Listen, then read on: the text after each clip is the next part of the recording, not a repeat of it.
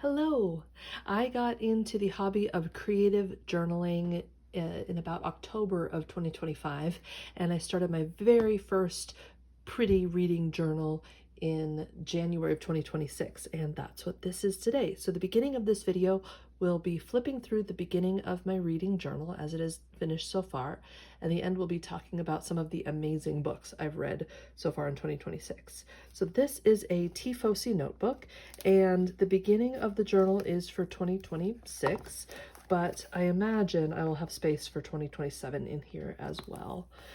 So the very first page is my year at a glance, and I keep track of the days that I've read a book, which are the silver dots, and the days that I finished a book, which are the blue dots. And I've read most days this year, which is pretty awesome. Some days I didn't read. Oh, looks like I didn't read for a whole week in April. I think I was playing a computer game that week, so I took a pause from reading. Next, I've got my best of 2026. So here on the left are the best books each month. And then here on the right, at the end of the year, I'm going to mark which books had the best setting, characters, writing, plot, etc. Just because a book was the best of the month, though, doesn't mean it was amazing.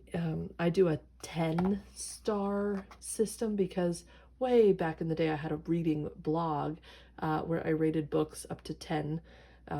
From 1 to 10, and I really liked that system, so I decided to keep it, even though the internet seems to only want 5-star systems nowadays. But for me, it's very difficult for a book to get an 8, a 9, and I've only read maybe a dozen books in my life that are 10 stars.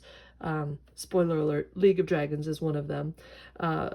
But like in January, I don't think I had any 8, 9, or 10-star books. So Winged Histories, if I remember right, we'll get there in a second, was only 7 stars, but it was the best book I read in January.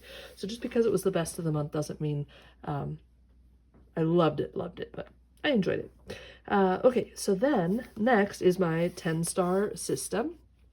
And I also keep track of books that I did not finish or DNF'd, but I read at least 20% of it. So if I open a book, read a couple pages, and say, not for me, and put it away, that doesn't count. I don't even include it in my journal. But if I gave it a really good try and gave it a good 20%, like finished at least 20% of the book and then just said, my life is too short to work on this, then I officially DNF it. I put it in the reading journal. And I do actually count it as a book that I read, just because too many books, too little time applies. And I want to know what books to not go back to. For example, Walden. No, thank you. Then I have a rating scale that I made called the Scoop rating scale, and basically Scoop stands for if it's fiction, setting, characters, writing, plot, and if it's nonfiction, systems and society, credibility of the author, writing, and the book's personal impact on me. And so as I'm reading a book, I rate it, each of these areas based on smiley face scales. Also, I tend to mostly read sci-fi and fantasy, but I wanted to remind myself of other genres that I do enjoy. So here at the beginning of the journal, I listed other genres that appeal to me. I made a separate video about wrapping up my physical TBR, or the books that I've owned for probably a long time, some of them up to a decade, and either haven't read or read once and have completely forgotten, but have a vague memory of liking it and want to read again. And so this is my physical TBR, the books that I already own. I've got roughly 70-ish of them. And then these over here are audiobooks that I own but haven't read.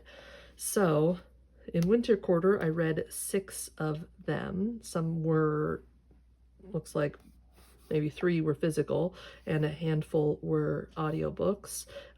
Spring quarter, I've read a few, summer and fall. And this also includes books that I DNF'd or just tried and said, no thank you. So the key is if it's highlighted in silver, it's finished. And I decided over here on the right if I should keep it or not. Or if I tried but gave up, I just cross it off, DNF'd. Next, I've got BookSpot. I was hopeful, I guess, that this entire page would work for the entire year, but nope, this is just going to be winter quarter and spring quarter, because I have apparently bought a lot of books this year. So again, the ones that are highlighted are ones that I finished. If they're crossed off, I DNF'd them. Over here, these are the books that I've checked out from the library and how much it would have cost me if if it was a physical book that I read, how much it would have cost me to buy the paperback version, or all of these that are $12, that's how much a Libro FM credit costs. So if I listen to it in an audiobook, that's how much it would have cost. So these were the 5 books I read in winter quarter from the library, and I've got a couple so far in spring quarter. Then, again, I thought that this maybe next, or books, basically book recommendations that I either got from watching YouTube videos or from, friends in real life. I thought this would last me the whole year. Ha! It has not. So I've had to make a new maybe next section later in the book. My 2 reading, actual goals for this year, my 2 reading challenges or projects is, first of all, this one up here, which my husband read out loud as Rainbow, Read the Gay. But no, Read the Gay Rainbow. So basically, read a book where the main character's sexual orientation is lesbian, gay, bisexual, queer, or pansexual, asexual, or polyqueer, or where their gender identity is trans, or non-binary or gender fluid, or whether the main character is intersex. And then that's, I think, 1, 2, 3, 4, 5, 6, 7, 8, 9. It happens to be 9 books. And then I wanted to read at least 10 books by BIPOC authors. So then it goes by quarter. So this is winter quarter. So winter quarter, for each quarter, I have the same setup here as I have in my best of 2026. So setting characters, writing plot, etc., etc., setting characters, writing plot, etc., etc., so that at the end of each quarter, I review which is my favorite of these, so that at the end of the year, I just have to decide between 4 books. I was trying to read slightly more scary books this year because I just generally tend to avoid them, but I didn't read a single scary book in winter quarter. That's fine. I also keep track of the libraries and bookstores that I visited that quarter, my progress towards my reading goals, and then I've got just a few stats. And then for each quarter, I have a genre tracker, so which books I read in each genre, and these are the same genres that I had back here under genres that I like. So, as I said, I tend to read mostly sci-fi and fantasy, so these boxes are extra large, but then I have boxes for other things as well that I tend to enjoy. Then we get into each month. So in January, I read 5 books, and I keep a little reading log each day. So the silver dot, again, is if I read a book. The blue dot is if I finished a book, and I make a few notes as I'm going based on how I feel the book, or maybe what I was doing that stopped me from finishing a book that day. For example, getting into a computer game. February, I finished only 3 books, but I had started 1, 2, 3, 4, 5 other books that I was also reading and didn't finish that month. So I kept a little note here and then ended up checking off the ones that I finished later. March was, oh my goodness, I read so many books in March. So we've got 1 page, 2 pages, 3 pages of books that were finished in March.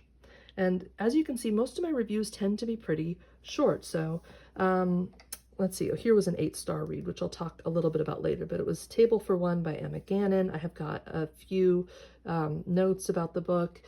There tends to be a lot of spoilers, so if you want to read these spoilers, feel free to pause the video and zoom in, but otherwise, maybe just look at my rating and ignore the rest of these. So I give it 8 out of 10 stars. This is fiction, so S stands for characters. S stands for setting. I like the setting. C stands for characters. Some of them I liked and some of them I loved. The writing was good and the plot was good to great.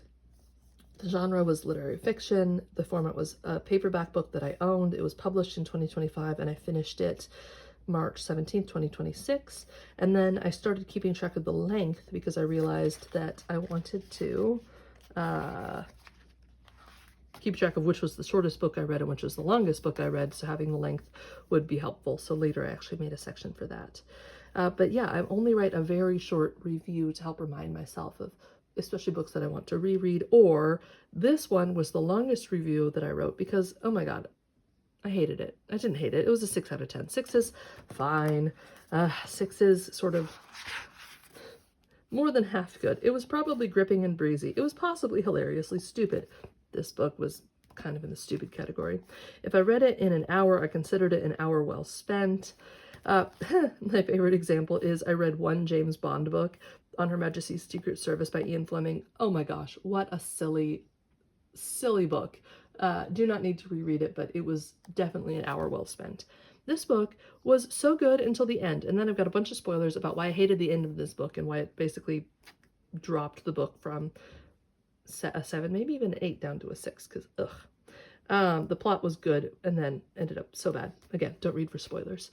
The genre was murder mystery. Format was a Libro FM audiobook that I had gotten, published 2025, finished 3/27. So generally that's how I tend to write my reviews. Then it's spring quarter suddenly. So we finished March. January, February, March is winter. April, May, June is spring, and we are in the middle of May right now. So I haven't filled out my spring highlights yet. These are the books that I've read so far in different genres in spring quarter. Then I added a page for spring anticipated reads because there's so many books that I was thinking about wanting to read. And most of these I own. And these were the books that I was in the middle of before spring quarter started, so I probably wanted to finish them. But sometimes analysis paralysis comes and I'm not sure what I want to read. Then April, I read, let's see, 7 books in April, these 6 and this one. May, I've read 4 books so far, and I'm in the middle of a couple, so we'll see if I finish any more in May. June, I expect to read a lot because I've got a big break. And then Murderbot Book 8 came out, and I decided I needed to just have a whole page about Martha Wells because I have read most of her Murderbot books. I've missed some of the short stories. I've read the Murderbot books in both English and French, and I've read the Rising World books. Oh my gosh, I loved these so much. And she's written so many other series and standalone books that I want to get to. So I made a special page for Martha Wells. I haven't finished setting up my summer highlights page yet because summer is not here, but this bottom part, as I said, I changed because for winter, this year published and star rating, it didn't work the way I wanted, but I had already set it up for spring, so I'm not going to cover this up with a new piece of paper and redo it. But for summer, I decided I'm going to do a bar graph of the different ratings that I give books, and it tends to be, most books tend to be a 7 if I liked them. And then this will be the same as my stats, shortest book, longest book, different languages, etc. I just haven't finished this yet. And this will probably be a books published bar graph down here at the bottom, but we'll see. Then I'll set up the summer genres page. This, I decided that I needed a couple pages at least for notes and quotes, annotations from English language nonfiction books. If a book is not written in English, I have a whole separate journal for that. And because I keep a lot of detailed notes and quotes from the book, as I'm also keeping notes on vocabulary words that I want to learn. But for English books that are nonfiction, where I keep notes or keep like tabs in the book, I want to be able to transfer those somewhere. So I read The Gifts of Imperfection by Brene Brown. It had some nuggets of wisdom that I want to record, and then I'm going to give the book away because it's not one that I'm planning to reread. And I don't need to keep books on my shelf that I'm never going to read again. So I want to be able to copy some of the ideas down here and then go from there. Then I'm going to have a Bookspot page. I got a new pen that tends to smear a lot, so I think I'm going to cover that up maybe next, because at the very beginning, as I said, my Bookspot and maybe next sections will be totally full, even though it's only midway through the year. And then we'll start with July and go from there. So this is what a page looks like before I've added all the washi tape and stickers. These are totally blank pages. And I've been having a lot of fun filling these pages with my thoughts about books and using some pretty stickers and stationery. Last, here at the very, very, very end of the book, oh, I've got a pocket where I keep the different stickers of the book covers, but I've got sections of my favorite media. So like I said, way back in the day, I used to have a book blog where I kept track of my reading. And then for many, many years, I hardly read at all. And then 2020 hit. And so I made a Facebook post at the end of 2020 about my favorite media from that year. So some of these are books, some of these are TV shows, some of these are board games and events in history that were shown on media. And I decided to do that every year and have kept that up ever since. And so in order to keep that someplace else other than Facebook, I have printed out the grid of pictures that I had made and copied them in here. So 2020, 2021, 2022. I haven't actually copied these down yet, the names of these, 2023, 2024, 2025, and there's room for more. So with that, part 2 of this video is going to be talking about some of my favorite books from each month. So let's go back to January. Oh, I guess I did give Winged Histories 8 out of 10. And I said I was going to talk about 8 out of 10 star reads. So let's start with this one. The Winged Histories by Sofia Samatar. It started off very strange and hard to follow, but the last 2 sections were so absolutely beautiful that I was crying my eyes out by the end. I got this from the Springfield Library, and I really enjoyed it, but it was, like I said, it was a little strange and hard to follow, and I realized this is sort of the second book in a series. The first book is called The Stranger from Olandria, which I need to check out from the library, or that was A Stranger from Olandria was the first book. This is the second. It's both are set in the kingdom, the land of Olandria, and I bet it would have been a little bit easier to read this book had I read the first book first. So I don't recommend starting with this one, although her writing was, oh, it was beautiful. Definitely appreciate her style as a writer. And that was my only 8-star read that month. The next book, the next month in February, I read The Very Secret Society of Irregular Witches, and that ended up being a 9-star read. Oh my goodness. Again, there's no spoilers here, so don't worry. I loved this book. I cried, I laughed. The only reason that it's not 10 out of 10 is that it was not subtle. This is not a book where you're guessing what's going to happen, or where you have to tease, look through the writer's writing for clues. It was very much in your face, but I don't care. I loved it. It was so great. The setting was good, the characters were good to great, the writing was good, the plot, oh my god, I loved it. It's a fantasy with some romance. I got it from the library as an audiobook, and I loved it so much that I ended up buying it later on Libro FM. It was published in 2022, and oh, I loved it. In March, I had a lot of 8 and 9-star and 1 10-star reads, so yay. First, I finally read Queen Demon, but before that I wanted to reread the first book in that series, Witch King by Martha Wells. And no spoilers here. I re-listened to this to get ready for the sequel, and I liked it even more this time around. I love the super complex world building and plots, and the characters are heart. I wish I could get to know them a little better, maybe in the sequel. And unfortunately, we did not really get to know the characters better in the sequel, which is why I gave this book only an 8 out of 10. Let's see. There's some spoilers there, so don't read that, and I'm not going to read it out loud.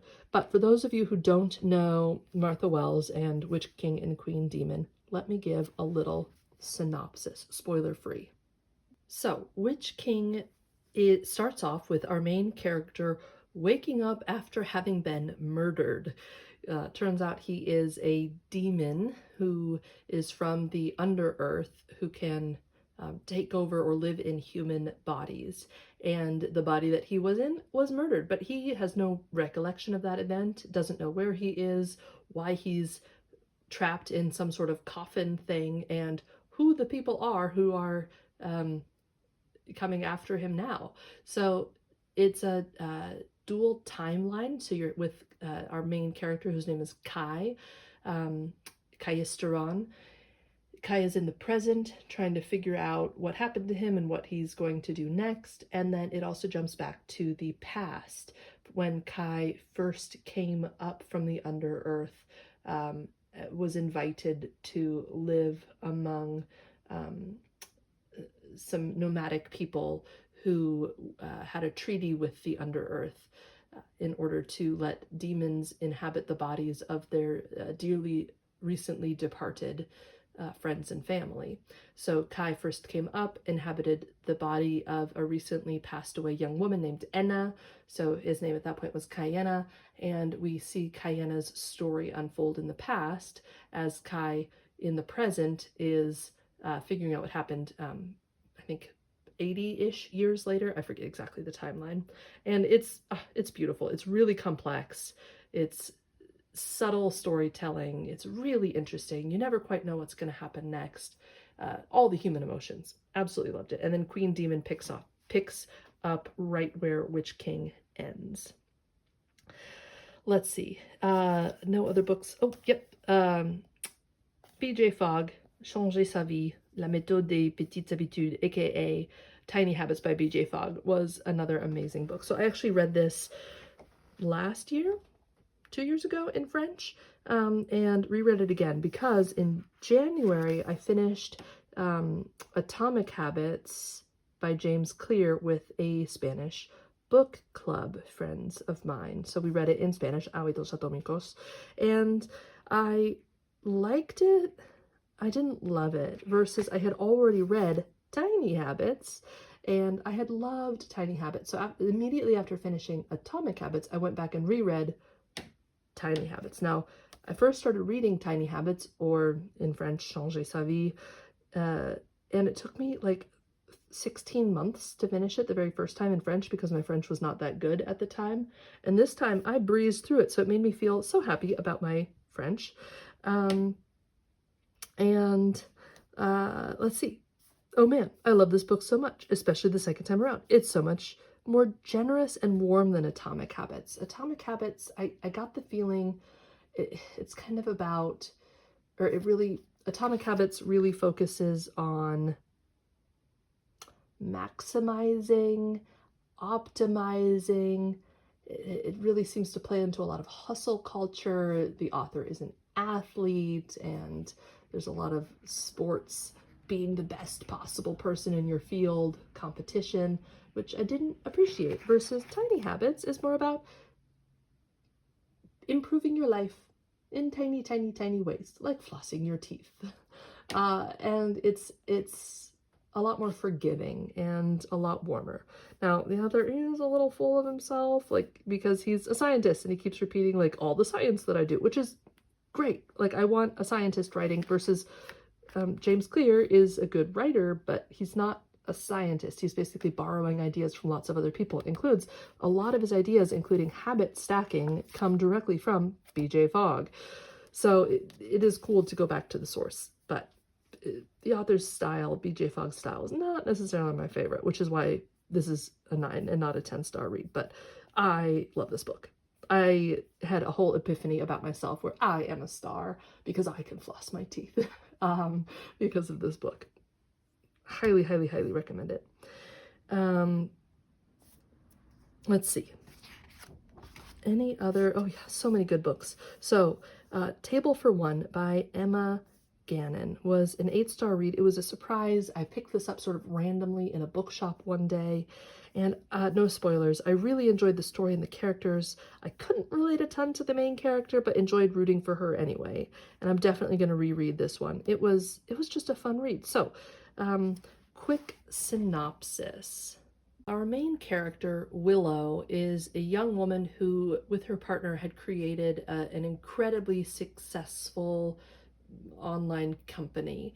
And however, her partner basically took all the credit. And Willow is a little passive and happy to sort of sit back in the shadows and let her partner take the credit. And yet her partner then dumps her and leaves her with almost, not quite nothing. He's semi-generous and gives her a severance package from her own company, but it's not worth nearly what it would have been had she been acknowledged from the beginning as a co-founder of this successful company. So she's left adrift with a small amount of money, and she's trying to figure out how to live her life, what to do next, and how to be happy with being single. And that's one of the reasons for the title, Table for One, and it's called, the subtitle is A Modern Love Story, and it's about her falling in love with herself. And it's not quite feminine empowerment book, but just more a book about self-love, which I really, really appreciated. Highly recommend. Next, I finished The Bedroom Gap by Maria Sophocles, and the only reason I gave it a 9 out of 10 instead of a 10 out of 10 is because it would be probably easier to learn from as a physical book where I could like pause and take notes. But the author, who was also the narrator, was great, like highly oh my gosh, I feel like I have to be John the Baptist for this book. Every woman and everybody who interacts with women should read this book. At any age. So it's about menopause, it's about sex after menopause, but just about relationships post-menopause as well. And even though I'm not there yet, I obviously will get there someday, as all women do. And I had no idea of all the changes a woman's body goes through in menopause. So like I learned so much, and I feel like it gave me the tools to be able to ask my doctor more questions and to do a deeper dive into my health, which was so empowering. I absolutely loved this book. Next, League of Dragons by Naomi Novik. So this is the last book in the Temeraire series. I've read this series, I don't know, a dozen times, maybe not quite that many times, many, many, many times. My husband tends to listen to audiobooks on repeat on his phone, and every time he will reread the Temeraire series 3 or 4 or 5 times a year, it seems like.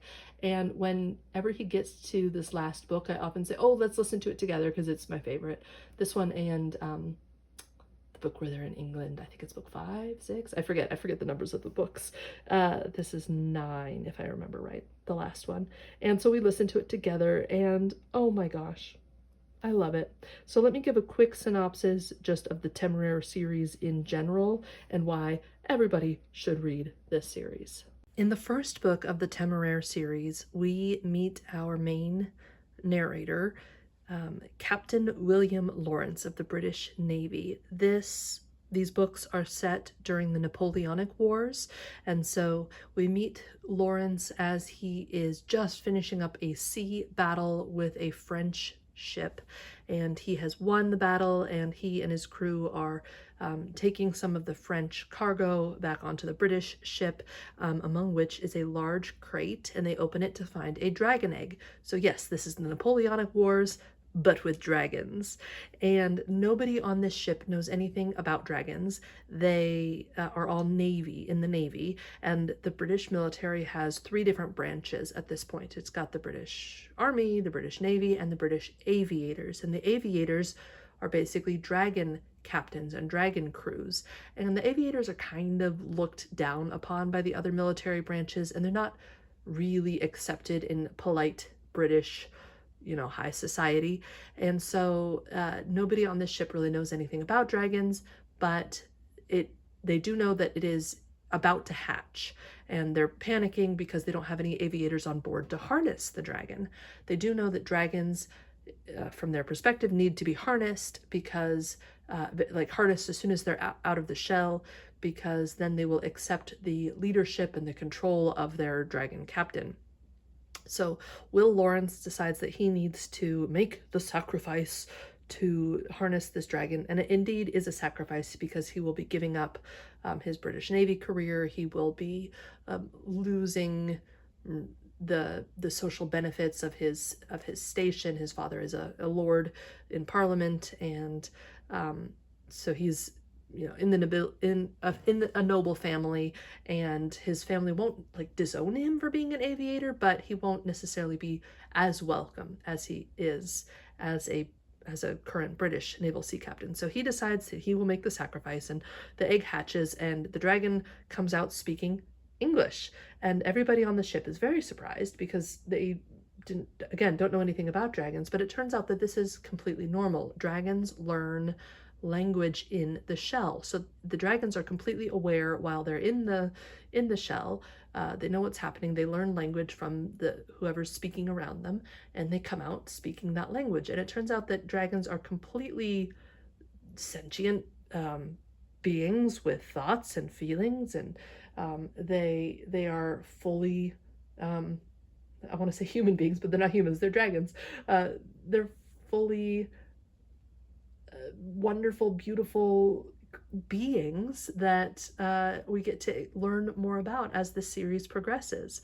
So the dragon comes out, he consents to being harnessed by Lawrence, and Lawrence quickly gives him the name of Temeraire after Captain Nelson or Admiral Nelson's flagship, the fighting Temeraire.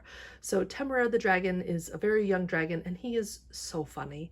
And he grows up, and we go on all sorts of adventures with Lawrence and Temeraire over the series. And this is a fantasy series because it has dragons, but that's kind of the only fantasy element of it. Really, it's about exploring, well, it's historical fiction, learning more about the Napoleonic Wars. Many of the events depicted in the books happened in real life, just, without dragons. But they go on adventures around the world, and they learn about different ways of operating, of creating societies between human and dragons. And this book is really about compassion. It's about what does it mean to be in a society? What does it mean to care for all the members of a society? It's a really beautiful series about making the world a better place. And I just love it so much. Everybody needs to read the Temeraire series. The first book is His Majesty's Dragon. The last book is League of Dragons. 10 out of 10. So great. The last book that I read in March that got an 8, 9, or 10 out of 10 stars was The Raven Scholar by Antonia Hodgson. No spoilers here, but it was unputdownable. The point of view and the writing and the plot were extraordinary. I had no idea where the story was going, and I was surprised by every twist. The Raven character or characters were so fun. You learn more about the Raven later. It's sort of a singular / multiple entity. It is a long book, very long, 24 hours long as an audiobook, and so satisfying, and I cannot wait for book number 2. So a brief synopsis. Our main character's name is Nima Craw. She is indeed the Raven Scholar. So this book is set in a kingdom where there are multiple different gods that are in the form of animals or named after animals, gods that are like animals, but the gods are all gone. Or everybody on Earth or in this kingdom believes that the gods are no longer with us, but the society is still arranged in these different sects, basically, based on these gods. And so the Nima is in the Raven part of the palace, and she is a scholar, and as are most people who are with the Raven group. So the society is divided into these different areas that kind of divide up each task. So there's like the maintenance people, or the Ox, if I remember right. It's been a little while since I read this book, and I've forgotten all the details. The military, or the spies, or the foxes, I think. Anyway, so the gods are gone, but very early in the book, we realize that one of the narrators is actually the Raven. So the Raven isn't gone. Are all the gods not actually gone? I'm not going to give any spoilers, but we follow Nima as her career progresses. We learn more about this kingdom, but the what's happening in the kingdom is that it's run by a king or a ruler who is basically an absolute dictator, but he actually has to abdicate, he or she has to abdicate after 24 years. And so every 24 years, there's a contest for a different ruler. So each of these sects puts forward their candidate, and these candidates compete in various contests, and whoever wins the contest becomes the absolute ruler of this kingdom.